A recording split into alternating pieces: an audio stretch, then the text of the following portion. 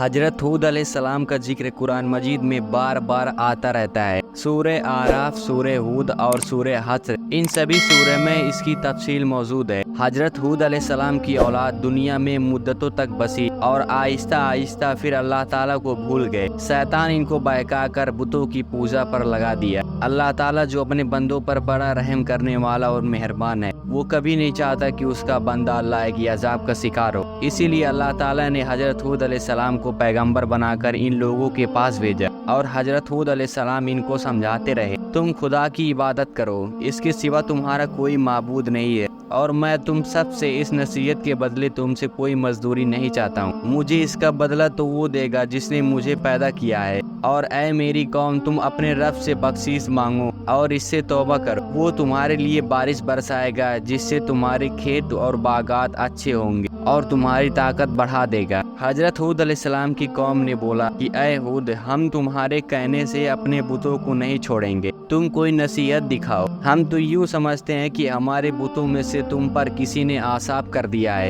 اور حضرت ہود علیہ السلام کو کہنے لگے کہ تم دیوانے ہو گئے ہو۔ حضرت ہود علیہ السلام نے کہا کہ تم سب مل کر میرے لیے جو تدبیر کرنا چاہو کر لو، اور مجھے مہلت بھی نہ دو۔ میں خدا پر بھروسہ رکھتا ہوں جو میرا اور تمہارا پروردگار ہے۔ اللہ تعالیٰ نے تمہیں جو پیغام بھیجا تھا وہ میں نے تمہیں پہنچا دیا۔ اگر تم سب میرا کہنا نہیں مانو گے تو اللہ پاک تمہاری جگہ اور لوگوں کو بسا دے گا، اور تم سب اللہ تعالیٰ کا کچھ بھی نقصان نہیں کر سکتے۔ اس پر حضرت ہود علیہ السلام کی قوم نے کہا کہ روز تم ہمیں خدا کی عذاب سے ڈراتے رہتے ہو، جا اپنے خدا کے حکم پر عذاب نازل کرا دے اور اس میں ہرگز دیر نہ کر۔ حضرت ہود علیہ السلام پر جو ایمان لائے تھے وہ غریب اور کمزور تھے، اور جو کافر تھے وہ مالدار اور سردار تھے۔ ان سب نے حضرت ہود علیہ السلام کا مذاق اڑایا، اور آسمان سے ایک بادل نمودار ہوا جسے دیکھ کر یہ سمجھے کہ بارش ہونے والی ہے۔ حضرت ہود علیہ السلام کو اللہ تعالیٰ نے بتا دیا تھا کہ یہ عذاب ہے، چنانچہ وہ ایماندار لوگوں کو لے کر بستی سے باہر چلے گئے۔ اس بادل کے بعد آندھی آئی اور 8 دن اور 7 رات تک چلتا رہا، یہاں تک کہ سبھی کے سبھی کافر مر گئے اور نیست و نابود ہو گئے۔ صرف اللہ تعالیٰ پر ایمان لانے والے ہی باقی بچے، اور ایک بار پھر اللہ تعالیٰ کی زمین کافروں اور مشرکوں سے خالی ہو گئی۔